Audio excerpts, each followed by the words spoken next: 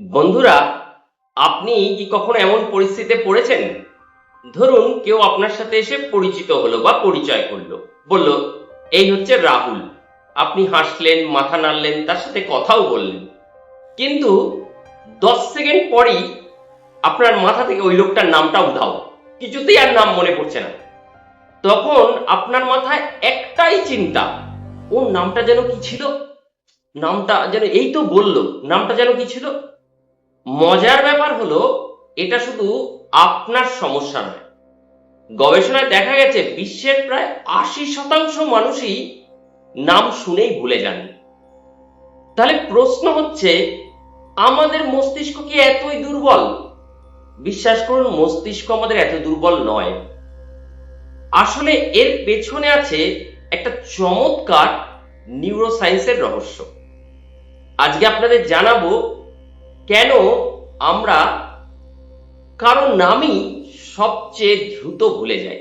এক অদ্ভুত ব্যাপার। এটা জানতে গেলে আপনাকে কতগুলো পার্টে পার্টে আমরা উত্তরটা দেব। Part number 1, brain priority problem. আমাদের মস্তিষ্ক সব তথ্যকে সমান গুরুত্ব দেয় না। আপনি যখন নতুন কারো সাথে পরিচিত হলেন, তখন আপনার ব্রেন একসাথে অনেক কিছু প্রসেস করে। তার মুখ, তার পোশাক, তার আচরণ, সে আপনাকে ঠিক কি বলে সম্বোধন করেছে বা কিভাবে আপনাকে পরিচিত হতে অ্যাপ্রোচ করেছে, এই সব তথ্যের ভিড়ে আপনার মাথা থেকে তার নামটাই হারিয়ে যায়। মস্তিষ্ক ভাবে মুখটা মনে রাখা বেশি দরকার, কারণ মানুষের বিবর্তনের ইতিহাসে মুখ চিনে রাখা ছিল বেঁচে থাকার গুরুত্বপূর্ণ একটা পদ্ধতি। কি গরিলা দেখতে এরকম, শিম্পাঞ্জি দেখতে এরকম, বাদর দেখতে এরকম, বাঘ দেখতে এরকম, হাতি দেখতে এরকম, এর থেকে আমাকে সরে যেতে হবে, বিপদ আসতে পারে, মানে মানুষ যখন ইভলিউশনে আসছিল আর কি। কিন্তু নাম, নাম তো পরে জিজ্ঞেস করলেও চলবে। তাই নামটা মানুষের মাথা অত প্রায়োরিটির সাথে গ্রহণ করে না প্রথমেই। এবার হলো পার্ট নাম্বার 2, অ্যাটেনশন প্রবলেম। আরেকটা বড় কারণ হলো অ্যাটেনশন। মনোবিজ্ঞানীরা বলেন, আমরা যখন নতুন কারোর সাথে দেখা করি, পরিচিত হই, তখন আমরা তার নাম শোনার চেয়ে বেশি ব্যস্ত থাকি তিনি ঠিক কিভাবে কথা বলছিলেন, আমি তাকে ঠিক বোঝাতে পারছিলাম কিনা আমার কথা, আমাকে কেমন দেখাচ্ছিল, সে আমাকে নিয়ে কি ভাবছে। এই আত্মচিন্তার কারণে তার নামটাই আমাদের মস্তিষ্কে ঢোকার আগে হারিয়ে যায়। এবার হচ্ছে পার্ট নাম্বার 3, বা মেমোরি কোডিং এনকোডিং প্রবলেম। আমাদের ব্রেনে মেমোরি তৈরি হওয়ার জন্য একটা ধাপ আছে যাকে বলে এনকোডিং। এই প্রক্রিয়ায় সবচেয়ে বড় ভূমিকা পালন করে মস্তিষ্কের একটা অংশ। এই অংশটাকে বলে হিপোক্যাম্পাস। এই অংশ নতুন তথ্যকে লং টার্ম মেমোরিতে পাঠায়। কিন্তু যদি তথ্যের সাথে কোনো অর্থ, ছবি বা অনুভূতি না থাকে, তাহলে হিপোক্যাম্পাস ভেবে নেয় এটা গুরুত্বপূর্ণ নয়, আর নামটা সেখান থেকেই মুছে যায়। সে কারণেই নামটা আমাদের চট করে মনে থাকতে চায় না নতুন পরিচিত কারোর সাথে। পার্ট নাম্বার 4, এই রিজন নাম্বার 4 আর কি, ফেমাস কিছু ব্যক্তিরও কিন্তু এই একই রকম অবস্থা ছিল, মানে নেম মেমোরি প্রবলেম। অনেক মহান ব্যক্তি এই সমস্যায় ভুগতেন, যেমন মার্কিন প্রেসিডেন্ট ফ্রাঙ্কলিন ডি রুজভেল্ট, এরাও ভুগেছেন এই সমস্যায়। আইনস্টাইন ভুগতেন। তিনি একবার মজা করে বলেছিলেন, আমি হাজারো মানুষের মুখ চিনতে পারি, কিন্তু তাদের নাম কদাপি মনে রাখতে পারি। তাহলে সমস্যাগুলো, রিজনগুলো তো বললাম 1 থেকে 4 অবধি।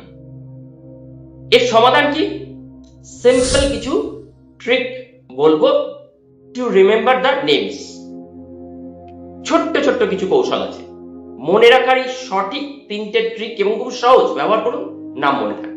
নাম্বার 1, নামটা, যে কেউ আপনাকে তার নাম বললো, নামটা নিজেই আবার বলুন।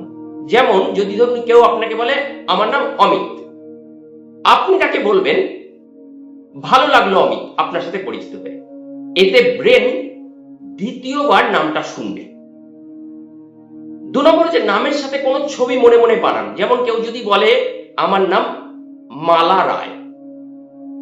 আপনি সাথে সাথে মাথায় একটা ফুলের মালার কল্পনা করুন। মস্তিষ্ক ছবি খুব সহজে মনে রাখতে পারে, তাহলে দেখবেন মনে থাকবে। 3 নম্বর হচ্ছে, যখন তার সাথে আপনি কথোপকথন করছেন তার নামটা বারবার ব্যবহার করুন। 2-3 বার নাম বললে মেমোরি অনেক শক্তিশালী হয়, মেমোরিতে তার নামের একটা ছাপ পড়বে। তাই লাস্টে এই সমস্যা থেকে বেরোনোর একদম ঠোস যে কথাটা বলবো সেটা হলো, তাই পরের বার কাউকে নতুন পরিচয় দেখলেই শুধু নাম শুনে মাথা নাড়াবেন না। আপনি নামটা যেরকম বললাম 3টে প্রসিডিওর আবার বলুন, একটা ছবি বানান, আর তার সাথে কথোপকথনে তার নামটা বারবার ব্যবহার করুন। দেখবেন যে নামটা আগে 10 সেকেন্ডেই ব্রেন থেকে হারিয়ে যেত, মনে রাখতে পারতেন না, এবার সে নামটা মাসের পর মাস আপনার মনে থাকবে।